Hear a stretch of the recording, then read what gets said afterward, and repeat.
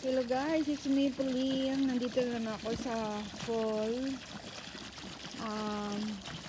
Every weekend kasi naglalagay ako ng chemicals. Yung para sa prevent from algae.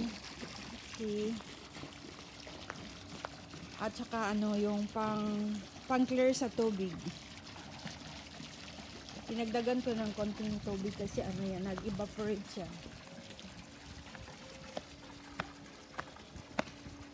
Shout out sa mga members ko, sa mga new members ko. Salamat sa inyo pag-join sa channel ko, guys.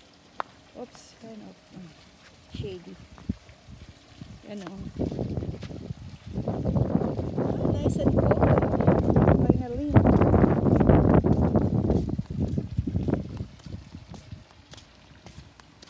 Tama na ko, guys. Yan.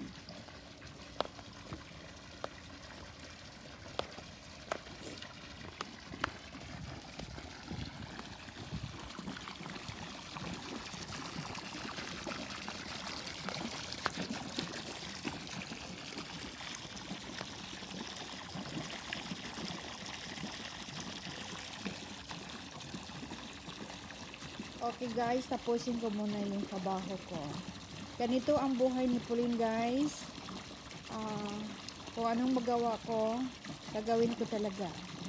Very easy lang guys to maintain sa swimming pool kung marunong ka lang. May kunting alam naman ako.